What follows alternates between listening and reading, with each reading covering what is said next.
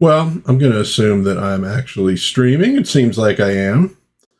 My CPU usage went up from 3.5% to, well, let's just say much higher than that because I really actually need to get a new computer. So, welcome everybody to Dad's Den. We're live. We are, on a Sunday, August 24th. We're hitting the last week of August. We're heading into September. And that means October is just around the corner, the spooky season. We're going to do a bunch of werewolf movie reviews for October, which means I need to get ahead of where I'm at right now so I have time to get all these things prepped. But anyhow, hope everybody's having a groovy day. If you're not, I hope it gets better soon. Hey, Lady Wendelin says she sees me. She probably sees a lot more of me than she wants to, since we live in the same house. But, so yeah, it's been like mega hot and muggy the last couple days here in Vegas, and we don't do a lot of humidity here. I mean, even less so than like Arizona. Arizona's kind of moister than Las Vegas, so it's been a little rough. Yesterday, it was so humid, because when it's humid, my hair gets wavier and curlier, and it was pretty whacked out yesterday because I need a haircut. But it was so bad, my mustache hairs were curling, and they'd kind of like curl up, and then they sort of touch you'd be like, what is on my nose? All day long. It's crazy. And this is the kind of content that ensures I will rarely get more than 4 or 5 viewers at a time on my live streams. Oh, well. So let's jump into stuff. What's like the news of the day? Now, look, this first story, I'm not going to delve deeply into, but I did think it was kind of funny. Disney's having trouble appealing to boys.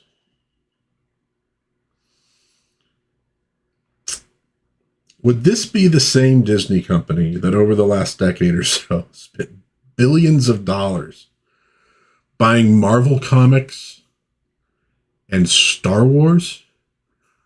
Like, dude, the funny thing is about this, this is sort of the corporate press. And when you read things like this, more often than not, you need to read it like they used to read Pravda from the Soviet Union, right? So the Soviets would report on news, but the articles would be about 90% like lies, but there'd be like little kernels of truth. And so there were people, their job as analysts at like the CIA and stuff would be to read Pravda and then sort of like decode what the articles really were saying. Like from the language, you could figure out that a certain official was no longer in favor and was on their way out or what have you, right? And you have to kind of do that with a lot of this stuff. But I think what you're getting in a roundabout way is sort of them going, yeah, I think we kind of blew it with Marvel and Star Wars. So they're seeking original IPs, which might also suggest they're going, we kind of blew it, but we also, like, we can't dump the people that are in charge in a weird way, so we can't fix them. So we're looking for something new. But so there's a little admission that something's wrong, but they can't quite come out and say it. And they can't quite come out and actually deal with what might be wrong. Because in my opinion, you could probably turn Marvel and Star Wars around in about 5 minutes. There's a lot of people that have given up on stuff like this, but there's also a lot of people out there who genuinely want that kind of content. They just want it somewhat better. Which doesn't necessarily, don't read too much. It just literally means like better written, maybe better acted, tweak the content a little bit, right? And if they could put out something that was just a banger, just fun, just a fun friggin' movie, they could probably turn things around in relatively short order. I think they even bring some people back into the fold. But it's got to actually be fun, and it's got to actually not do a lot of the nonsense that's been done lately. But this is kind of them going, yeah, can't really do that, though. So I guess we're not even going to try. But it's really crazy. It should be so easy. But you know what? Disney's had this trouble for a long time. And I think it's 90%, it's an executive thing. This is Disney. It's not even new. I know people are saying, well, it's because of blah, blah, blah. I don't think it's that new. Disney sabotaged The Rocketeer because the toy sales weren't instantly good. And this is, by the way, toy sales before the movie was released. So they said, screw it. We're not going to really push this thing. But why? Like, why wouldn't you at least want the movie to succeed? They sabotaged John Carter for various reasons. They sabotaged Treasure Planet. I've never seen a company self-sabotage for insane, what they think are maybe strategic reasons. Like, every time they get close to having something that would maybe appeal to a larger male audience, it kind of makes me wonder. Like, I've wondered before about when Barbie dolls were first a big thing, right? And you got Barbie and you got Ken.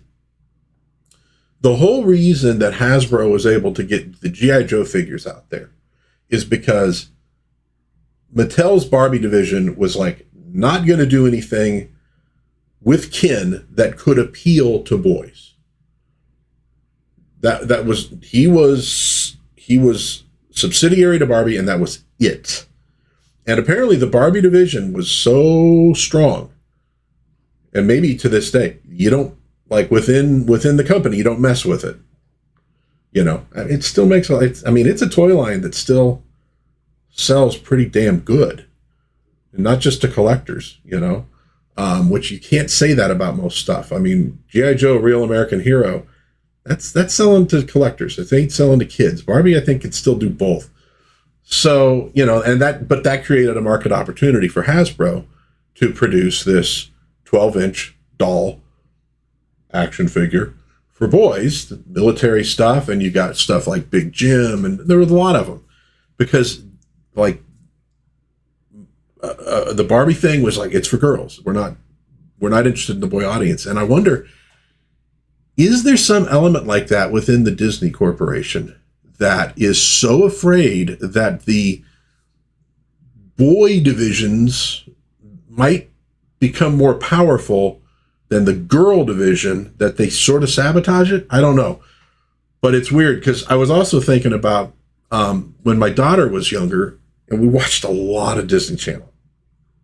Well, like I've said, I know a lot more about Hannah Montana and the Wizards of Waverly Place than any man my age should know, because I watched it all with her, because that's what you do when you're a dad. You watch stuff with your kids.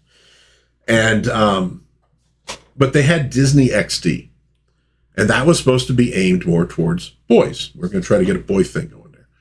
So they had cartoons that were more male interested. It's still Disney, so it's always like, it's never quite there. But the one thing I remember from it that actually the whole family kind of enjoyed was I'm in the Band. It was actually pretty funny, and it was definitely more aimed at boys.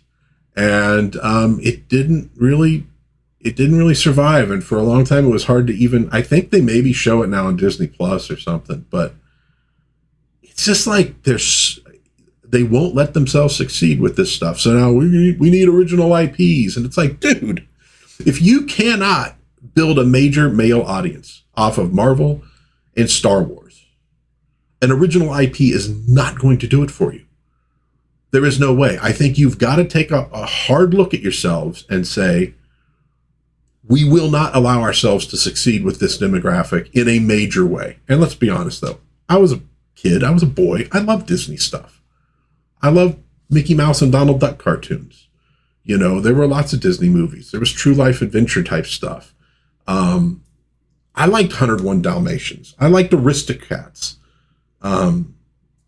etc. Like, so, I mean, they've always done stuff that had some appeal to boys. But it's like, you just need to deal with the fact that you are not going to do this. Leave it. Get the hell out of the business and focus on whatever you are going to do. Anyways, it's a weird story for a company that just paid that much money for those to say, we need to figure out a way to appeal to boys. Corporations, don't ever believe that the people at the heights of the economy or government don't ever believe that they're smarter than you. They're not. They are, honest to God, not. The things they miss, the most obvious things in the world that they miss, is enough to drive you crazy. It's just the way of the world. So they announced this week that there's an Archie live action movie in the works. It just seems so weird. I guess I'm separated enough that Archie to me still feels like something in the past, but they've got like that Riverdale show. They've done all sorts of weird Archie stuff. It's still kind of a going concern, which is really amazing when you think about it, as well as Archie does. I mean, because my interest in it is always like more with like the reprint stuff, which is kind of my interest in Marvel and DC too. But they really actually do have a thing going with Archie. So the producers of this thing, and this was reported, I guess, in People magazine, but Archie announced it too. The producers are the same as the ones who did Spider-Man Into the Spider-Verse, and the Lego movie, and that 21 Jump Street movie. And all three of them did pretty well in the box office, which I had to look it up because I was pretty sure 21 Jump Street failed, but it didn't. It was actually profitable. So it suggests that the producers kind of know what they're doing in terms of getting the right budget and appealing to at least a big enough audience that you can make things happen. Now, not real sure personally about Tom King writing the thing. I am not a fan of his take on Supergirl, and they are apparently aiming for a wide audience. But, I mean, maybe he can curb his enthusiasm and produce something that will, or maybe the producers will keep him enough in check to make it work. But it's, yeah, you know, something bright and colorful with goofy humor, you know, and pretty girls and stuff like that. Geez, I could see that succeeding if they do it well. And I was kind of thinking though, like, I think even though Archie's still got a going concern, I think Archie Comics, as far as being like a real force, you know, he originates in the 40s. Seems like 50s, 60s, 70s, maybe 80s was like heyday for Archie. And it's kind of amazing how little, well, I was going to say live action, but I mean, just like, you know, TV movie stuff that you really got out of the Archies. You obviously got the cartoon in the 60s, which produced a #1 hit in Sugar Sugar. Kind of amazing that it's a hit technically sung by cartoon characters, although obviously not really. I've seen a pilot for a TV show from the 60s that wasn't bad. It kind of screwed around with the storyline a little bit, but it was pretty close. And I got to say that the young women they had for Betty and Veronica actually kind of resembled the ones in the comic books a little bit. Maybe not quite as pin-up-y as, you know, as you got back then from like Dan DeCarlo, but close. And then there's like this Archie special, which I have no memory of at all. That was from the 80s. There were a couple cartoons, I think, in the 90s. Yeah, it's really weird, though, because it was a book that really sold well once upon a time. Like, I think in its heyday, Archie was outselling, you know, the superhero stuff, for sure.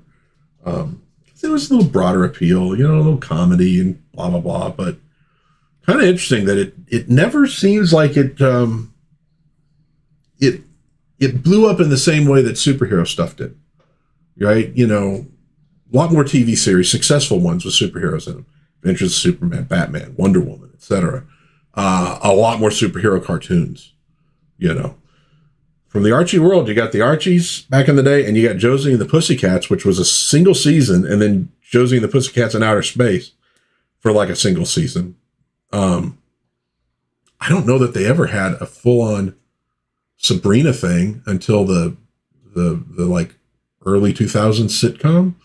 Yeah, kind of interesting how that works out sometimes. Things don't translate, or the people in charge don't know what to do with them. So I saw this. Just thought I'd throw it out there. The old G.I. Joe movie is playing on YouTube right now in 4K, apparently, although I don't know that stuff's ever really 4K when it's streaming. But so if you're a big fan of the old G.I. Joe movie, you might want to go check that out. You can watch it for free on YouTube. This was the movie where they were going to kill Duke. So in the movie, when Duke takes something happens that he was going to maybe die from. But they'd gotten so much backlash when they killed off Optimus Prime and a lot of the Transformers, which they really thought was not going to be a big deal for kids, that they messed it around, they changed it. And I believe this one, it was going to be a theatrical release, but they changed it because the Transformers movie didn't do as well as they thought it was going to do. And that's a lot of it's because of the death of Optimus Prime. Was not popular, but yeah, just something to keep in mind that once in a while, corporations learn something, and they went, killing off major characters. No, let's make sure Duke is just wounded. Also saw that Best Buy is sort of getting back into physical media. They cleared it out of their stores. But online, they're doing third-party physical media sales. So they're dipping their toes into it. They at least see that there's some revenue stream there. I get it why they don't, put as much of it out. And Walmart has pulled back a lot too. If there's no weird, if there's no weird political motivation, or you don't have somebody in charge who's like really, really kind of dumb, like, I don't know, taking a logo and a particular restaurant chain and making massive changes to it that are super unpopular. If you're not going to be one of those kind of people, typically a company will just respond to, profit. And if something's moving well, they'll add more space in their store for it. And if it's not doing well, they reduce the space. It's not a big deal. And people don't buy physical media like they used to. They do just stream things. Those of us who really value our pop culture and stuff, we got to understand we're a little bit of a niche. We're a little bit of a smaller, community that worries about this kind of stuff and cares about this stuff in this way. I think there may come a time when a lot of people realize that stuff that they enjoyed, they can't find it anymore, or, they go to watch it on streaming and they're like, wait a minute, they changed stuff. They took stuff out. This isn't what I remember. And then they might go, oh, I wish I bought this, or I wish I still had my DVD of this. But right now they don't care so much. So, but there's still a market for physical media out there. It just may not be at Best Buy, because you can get it via Amazon. You can get it via eBay. I find a lot of stuff at Zia Records. I find a lot of stuff in thrift stores, frankly. And if you think about it, if you're buying a lot of that stuff at thrift stores, what does that do? Obviously it's used, but what does that do price-wise to, we want to sell this thing for $25, right? Because obviously not everything in physical media is going to be brand new release. So we want to have copies of a Ghostbusters DVD stocked, and we want to sell it for $20. But you could potentially go to a thrift store and find it for $1. It's used, but it's still in good enough shape, and I just want a copy that I can watch. Again, we're not talking about collector's box editions and stuff. How do you adjust that price down so that you could get somebody to go in and buy it new? Is $15 right? Is $10 right? It may be, but that may completely destroy your profit margin from the standpoint of being a big retailer, you know? So it's something that retailers have to worry about. And, but I think the fact they're putting it back online at least says that there's some value to physical media still, and they want to dip their toes into it. They want to get a little something out of it if they can. Also says that, you know, if I go to Best Buy because of DVD or Blu-ray or whatever, I might get other things as well. They want to have the eyes. So, okay, well, we'll put something online. So maybe people will go check us out instead of going straight to Amazon, instead of going straight wherever. I don't know that that's going to work, but you got to give it a shot. And apparently they are. So from Variety.com, Pierce Brosnan would consider a Bond return for Denis Villeneuve, or is it Denis Villeneuve? The quote is, "Why not? It's great entertainment." So I thought that's kind of funny the way he put it, but you know, like, what the hell? I can do Bond again. He is in his 70s now. And I think that's the sad thing because, look, assuming you could, again, like the Craig stuff kind of petered out. And a lot of that had to do with, I think, the writing, the way they wanted to move the series, not necessarily his performance, right? And I know there's a lot of people who don't like his performance, and there's a lot of people who did. I don't know that that was the major problem. I think it was, what are you presenting to people? So assuming you could get a good script, a solid script for an older James Bond, you know, kind of maybe coming out of retirement, having to do blah, blah, blah, blah. And I think Brosnan would be rad in it. I think he'd be great. I didn't watch a lot of the Brosnan movies. I didn't care much for the first one that they did. And I had been so pro Brosnan being Bond, right? For so long. And I was kind of shocked that I didn't care for the movie that much. I think maybe it had something to do with the whole concept. A lot of it was wrapped up in Cold War espionage. And that was sort of petering out. And I don't know, something didn't translate for me, but I always liked him in the role. So I think it'd be rad seeing him do that. But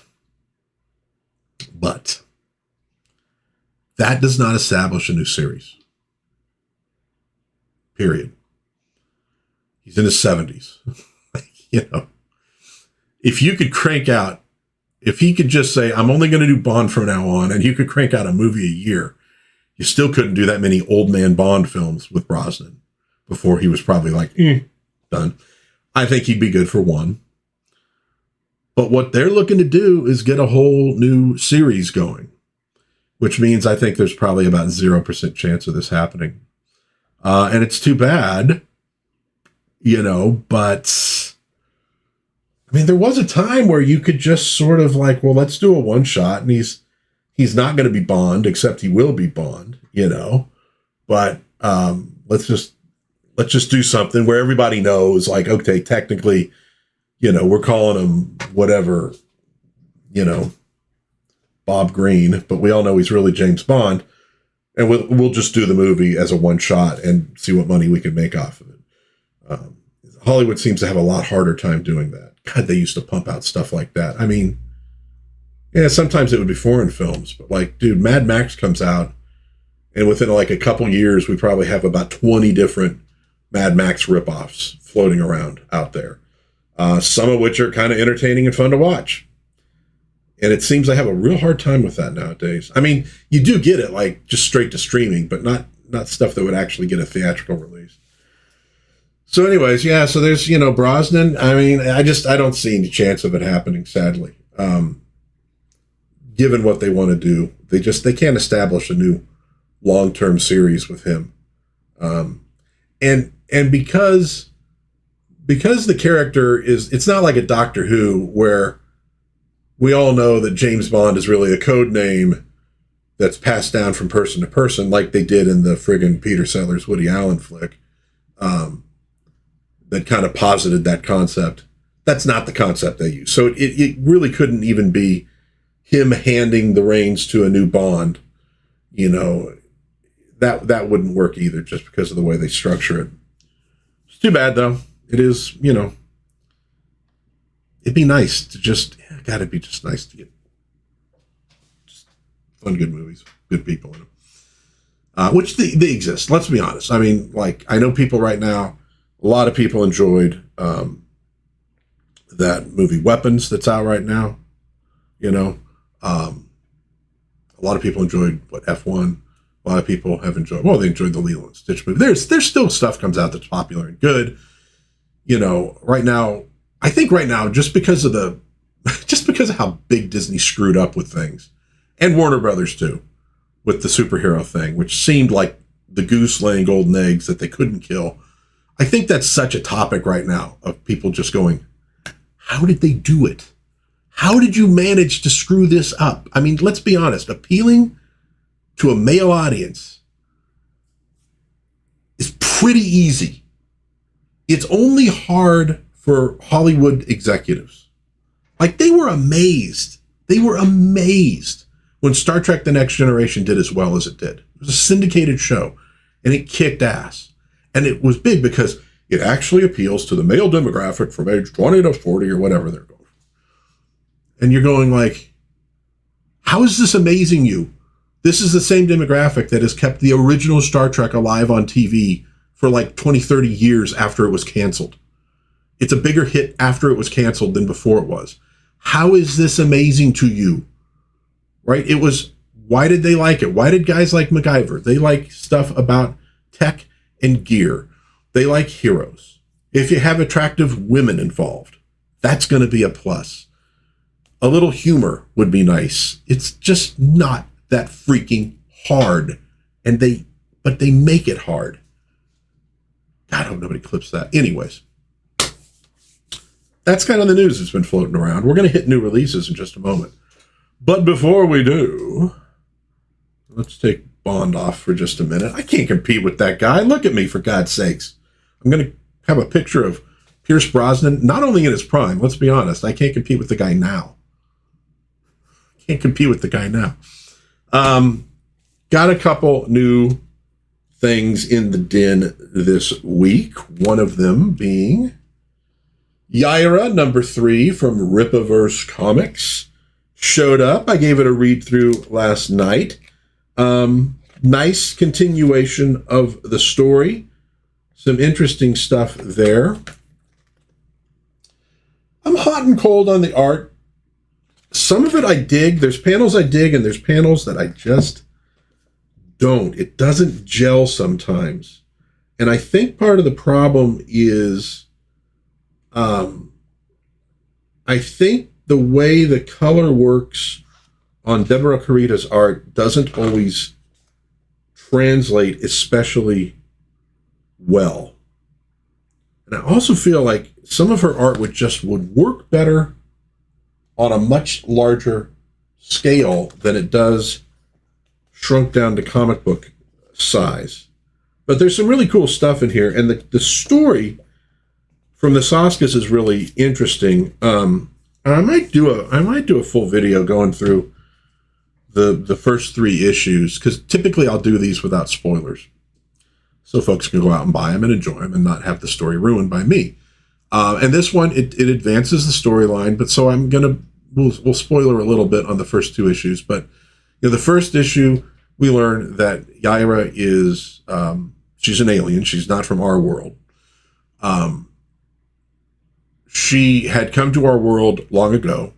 She had lived with the kind of not ancient, but medieval Viking period in Scandinavia, where, you know, her powers were in effect at that point, but she married, she had kids, but she's immortal essentially.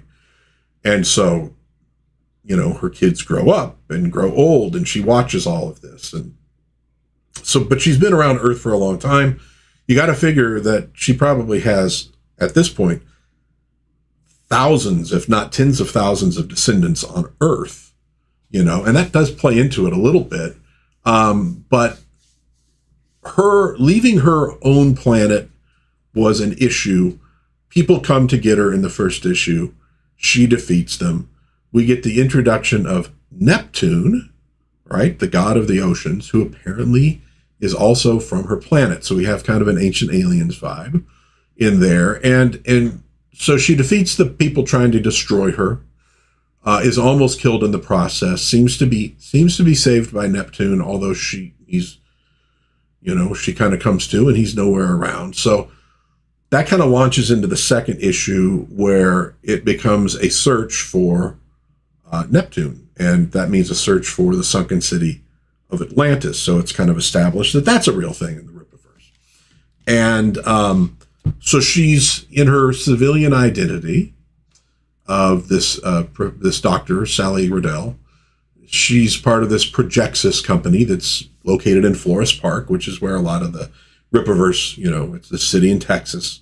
A lot of the stories revolve around it. With Projexis, they decide to go search for Atlantis and see what technological secrets they can find and leverage.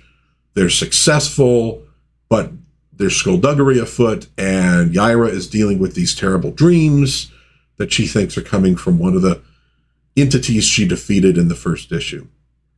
So this picks it up with her return. She's still thought of as a threat. Alpha Corps shows up. At this point, they're like, they're in Morocco. So it's kind of a Spanish-Moroccan thing, looking for Atlantis. You get the idea of where Atlantis might be located from all that. She kind of uncovers who might really be behind her problems. We learn a little bit more about her history and the Magus Numite, what he's associated with. There's like more of them, and some good stuff, some solid world building stuff, good stuff. I enjoyed it for the most part. Again, I'm a little hot and cold on the art. It doesn't destroy it for me, but I'm going, I don't know, man. It's like something's not, to me, is not gelling.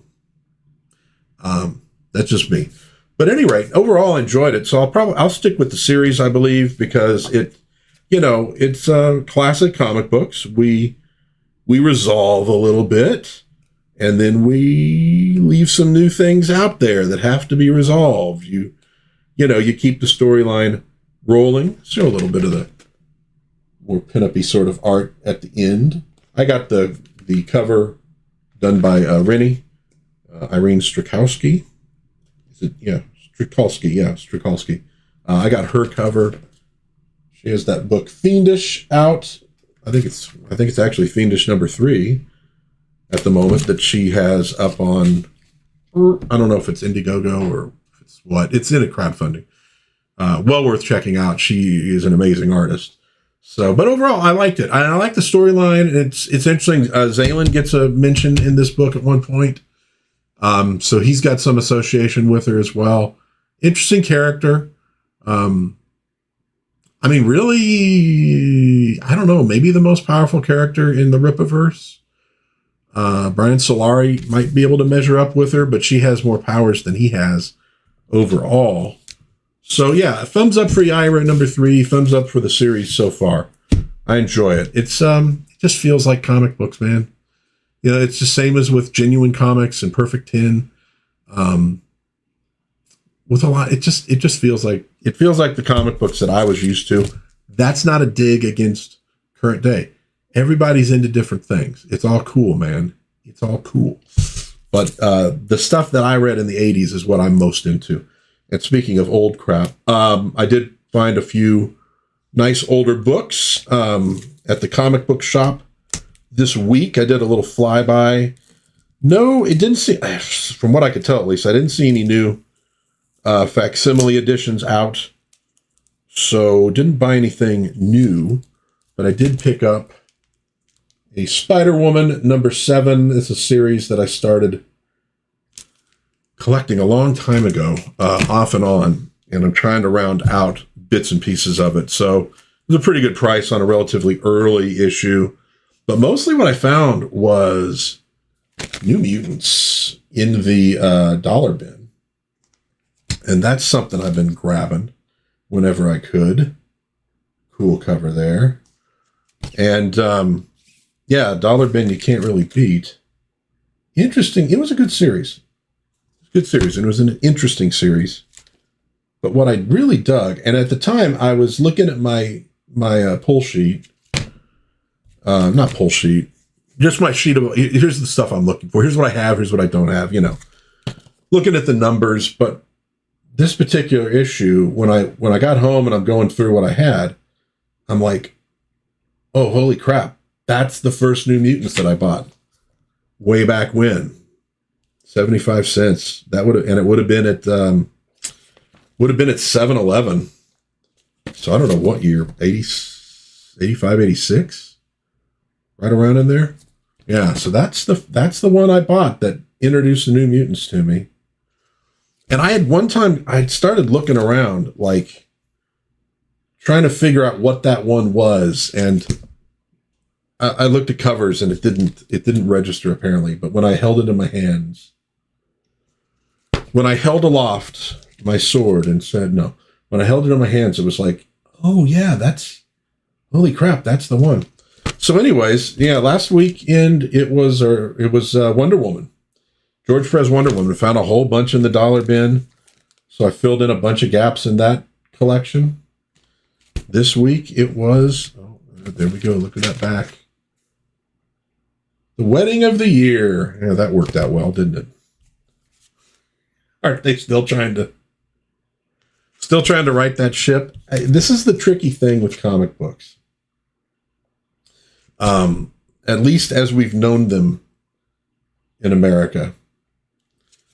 The endless series concept, right? Where we started in issue 1, and what's Batman up to? Well beyond issue 1000 at this point. It's like a never-ending storyline. And you can make big changes. You can. But you have to know that when you do, you're going to alienate some of your audience. Now, if you bring more people in than you lost, you're ultimately doing okay. But if you don't, it whittles things down. And if you then decide to switch it back later, you're going to lose the people who liked the change. You may not get people back who left you the first time around because they're on to different things now. They're just not even thinking about you. So it's always difficult, which is why a lot of old books would they'd make a storyline, an arc out of a change, but that we knew wasn't going to be permanent. So it wasn't a big alienation of people. So I think when they ditched the whole Peter, Mary Jane thing, and they lost people over that. And now they're still trying to figure out how to get people back. And I mean, at this point, it's like, dude, I think that ship has done sailed. I don't think they're coming back, Jack. So it's a tricky thing. I think the problem is that a lot of comic writers, they just don't want to write that way. They want big things. They want to make big changes. They want to make the characters their own. And they've been doing that now for a long time, and it's been steadily whittling down the size of the market for these books as they alienate one tranche of readers or viewers after another. Whereas in the old days, it was like, if you're writing this stuff, look, if you want to write big things with big changes, you write original stuff. You make your own comic book. You do whatever. But you knew if I'm going in to write the Hulk, like I'm a caretaker for this character. I'm a caretaker for Batman. I'm a caretaker for Superman, for whoever. I'm a caretaker for the Archie characters. There are limitations to what I can do. I'm going to try to be creative within the boundaries of this. Comic strips the same way. I'm going to be creative within these boundaries. And if the boundaries become too much for me, I need to go find something else to do. And at a certain point, they said, nah, screw it. Let's just be real. We'll be creative all the time. We'll do whatever we want to do. It's cool. And it keeps on leading to problems for the industry. And they haven't figured this out yet. Maybe they never will. I get it, though, from a creative standpoint. From a creative standpoint, a lot authors want to make things their own. But it's like, yeah, but you're not. these kind of comic books, you're doing something different, man. All right, let's look at some new releases, new campaigns coming up here. Super 7 tweeted this week that their Thunder Tank, a truly awesome 80s cartoon vehicle design, now available at Amazon.com. I was a little old for these toys when they came out. I dug the Thundercats cartoon. You know, I still allow myself that much, but I wasn't buying toys. But God, I would have loved this when I was a kid. You know, now this puppy costs $500. You get a Panthro figure, but still $500. It's a little steep. What did I pay for? I got that Masters of the Universe Chitara. Paid a big, like, I don't know, 20, 25 bucks for it. It's more my speed. And I actually backtrack. We're always talking about adjusting for inflation, like forward, but you can do it backwards too. That would have been about $180 back when the Thundercats was a new thing. No kid was getting a $180 Thunder Tank back then. So it's very much for the collectors. Cool.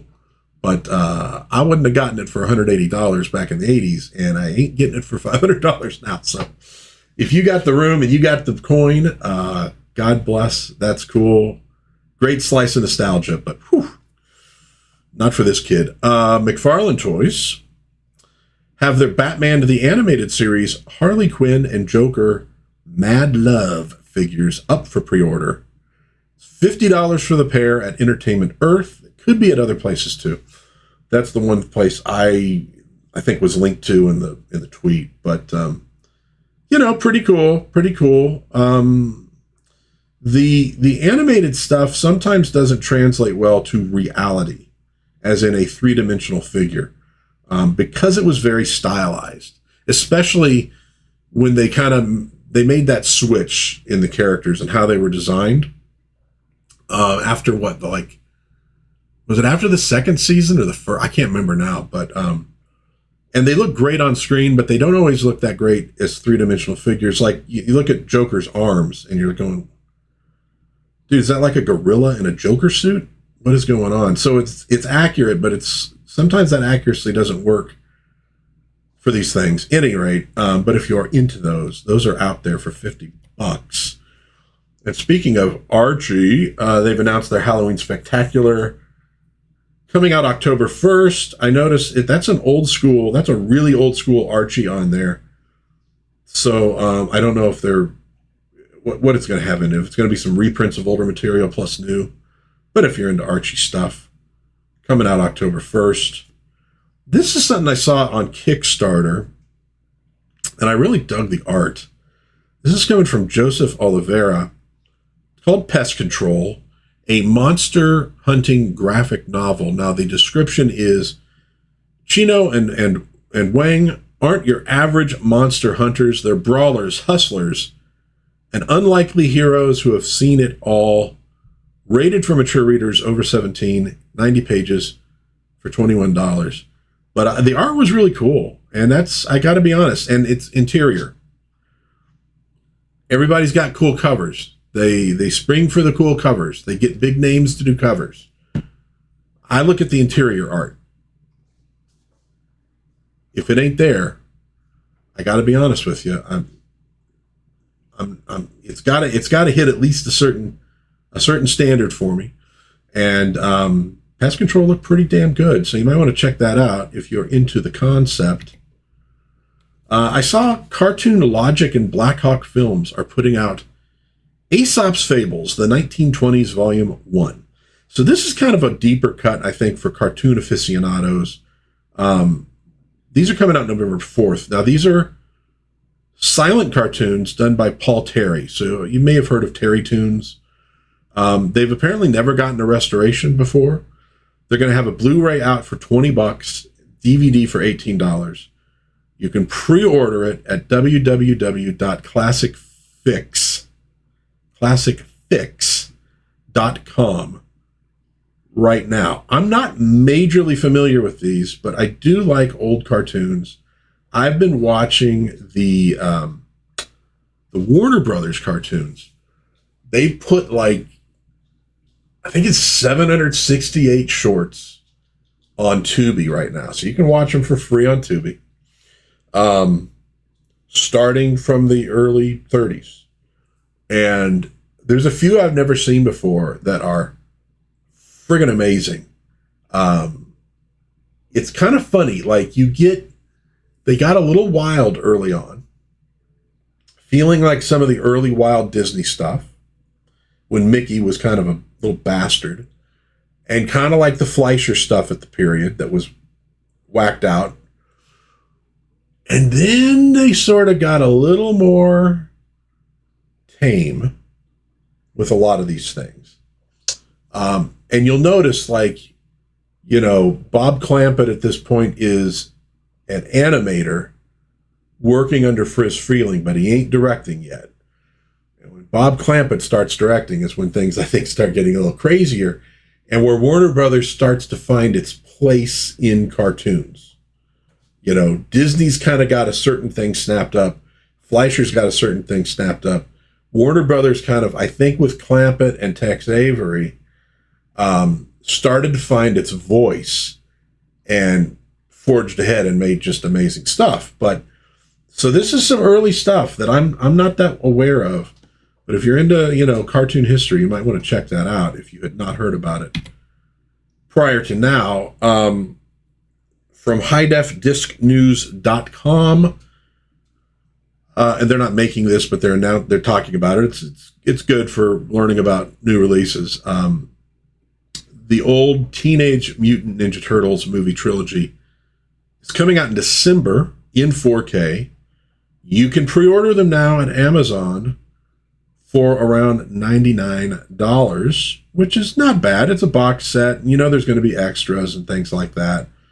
So if that's, you know, if you grew up with the Turtles, man, like, God, you cannot underestimate how big they were for pop culture in the 90s. You know, I want to check that out. I don't know if I've ever talked about this or not. I think I might have, but when I was in high school, I was aware of the Turtles because it was the comic book, and it was a big deal in comics too. So I'm like, I think it must have, man, was it like my senior year? I don't know. I think I must have been walking back to campus. We were allowed off campus back in the day. I was walking back to campus to pick up a ride home. So I was in the parking lot. It was, you know, towards the end of the school day. And a dude comes up. He's like, "Hey, you want free passes to, you know, to this like special preview of the Teenage Mutant Ninja Turtles movie, the first one." I was like, "Oh, that's cool. Yeah, absolutely. Can I get two of them? Yeah, cool." So, buddy of mine, I'm like, "Dude, we got passes," and you know, God for youth when you could just go do things and not worry about the consequences. But so we go to this thing. And so it's basically like what they put out for a test audience, and the special effects weren't even completely finished. There were portions of the movie that were literally just images of the what do you call it? The stuff they draw when they're plotting a movie. Why is my brain just blanked on that word? But at any rate, there were just still images sometimes, especially of Splinter, and I think especially when it was like Splinter with the little baby turtles, you know. But most of the stuff was in there, and it was good flick. I mean, that's the main thing I remember was like, yeah, this is actually pretty damn good. It was a long time before I actually watched the finished version of the movie, though. What I had was that. And the bigger memory I have was that, I mean, my buddy and I we're nerds. I was probably nerdier than him in a lot of ways in terms of just the way I dressed and behaved. He passed in normal society better than I did. But we're sitting there, and about 2 rows ahead of us, these two guys come in who were like Eddie Deason style nerds from Central Casting. Big buckets of popcorn. They sit down, and one of them starts sprinkling garlic salt on his popcorn. We're talking hot buttered popcorn, right? Gives off, you know, and dude, it like fills the theater with garlic smell. Now, I'm not opposed to garlic, but there's limitations. And I remember being like dude, I'm a nerd. I'm a geek. And like, holy crap. That goes beyond my levels of geekiness by like 2 or 3 factors. It was amazing. But yeah, it was good. I don't think I've ever seen the sequels, but I know if you grew up, if you're a millennial, for sure you saw those sequels because, man, what kids were not into the Turtles back in the day, the cartoon, etc. So that's coming out. $100 for the trilogy. Not sure of all the extras. Go to Amazon, you could find it there. Flash Gordon, the Classic Collection Volume 6. I've featured one of these before. This is from Mad Cave Studios. This is coming out February 2026, so next year. Reprints the Dan Barry Sunday strips from October 1953 to July 1956. If you are a big Flash Gordon fan, you might want to check that out. I do love comic strips. You know, like I said, another thing where you were a caretaker, you took over, you didn't get to completely change the concept because there was a devoted audience to it, and you needed to give that audience what they wanted.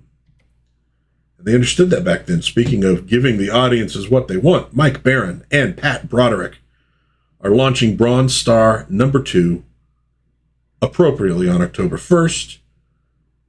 First issue, I did a review on this channel.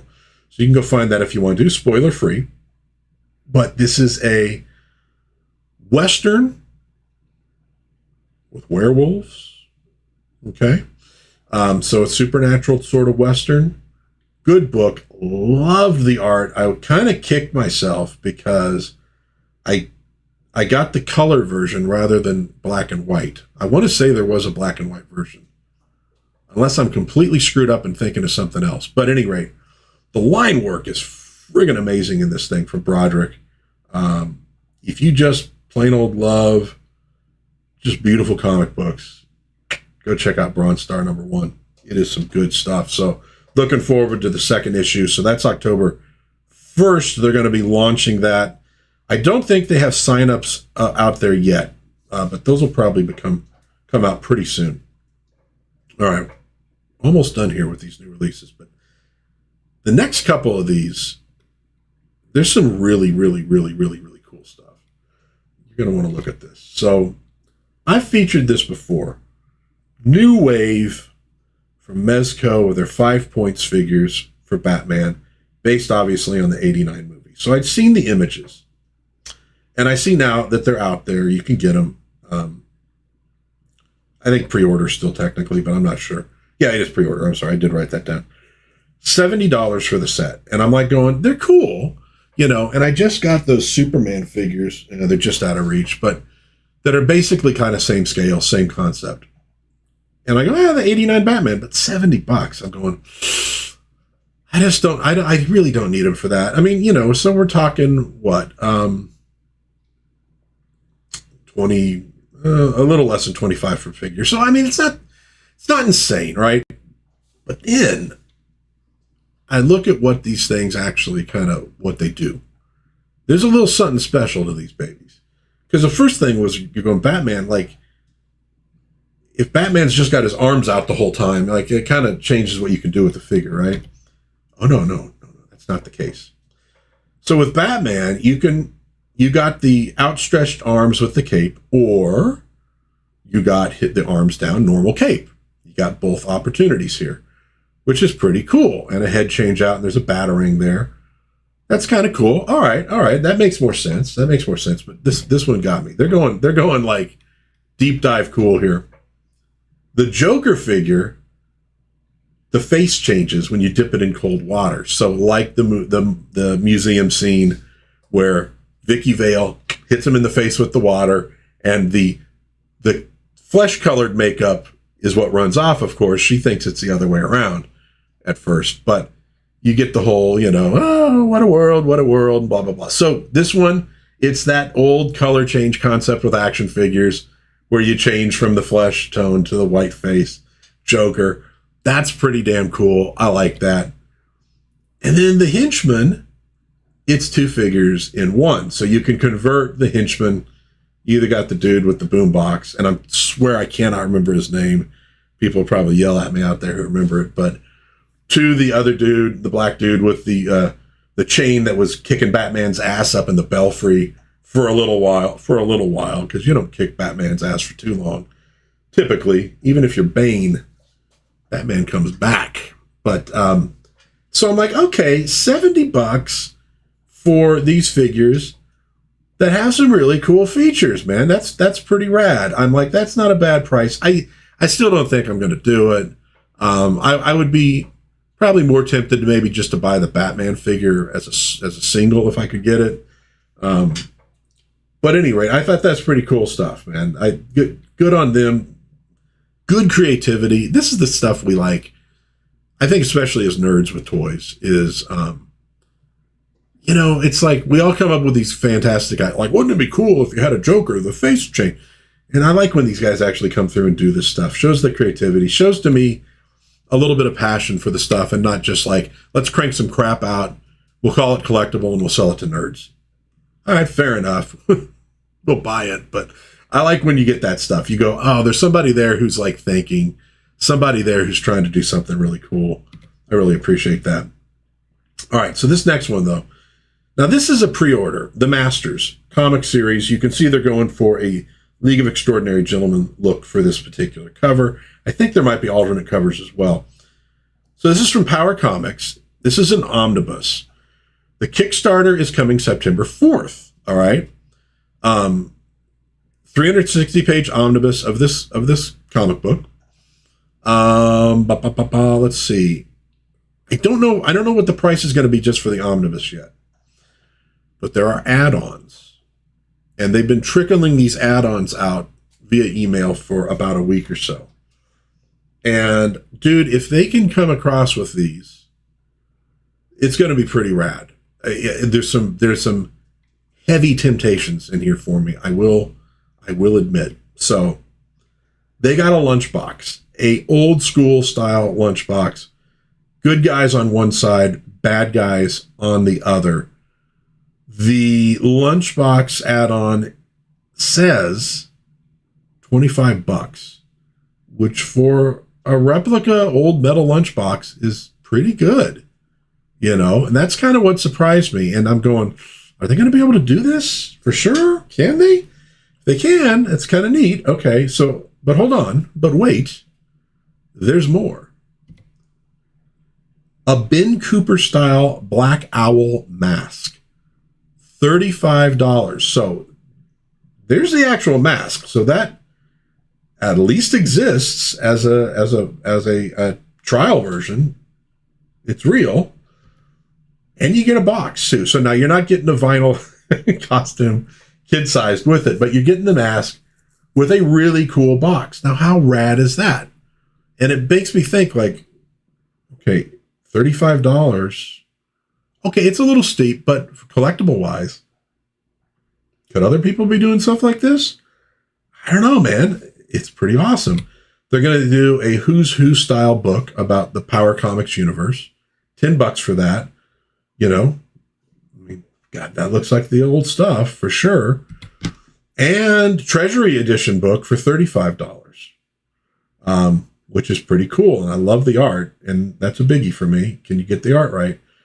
So pretty awesome stuff coming from Power Comics. If they can make it all real, September 4th is when it launches. So I'll be looking at that Kickstarter for sure. Let's wrap this up, this little live stream. It's been very quiet in the chat, but a couple movies I managed to watch this week. Nothing major. Brenda Starr Reporter is an old movie serial. I talked about it was an 80s movie. It was filmed in 86, released like in 90 or 89 or 90. But this is the serial from 45. 13 chapters. And it was apparently lost for quite a while and then finally kind of got out there again. But it's an interesting serial. Joan Woodbury plays Brenda Starr. It's the typical serial that we think of from these old days, like if you're talking the Captain Marvel, the Captain America, Superman, etc., is typically the cliffhanger style serial. So you get a lot of a lot of fighting. You judge them based on the fights, oftentimes. crazy choreography in these things. And also people getting thrown all over the place and their hats stay on their heads. But, so you would get you'd get a couple fights. You'd get the cliffhanger at the end where it's sure death for the hero, except he always gets away. And not a real complicated plot or mystery. A lot of back and forth kind of stuff. This one's a little different. This is almost like a 4-hour movie that they broke up into 13 parts.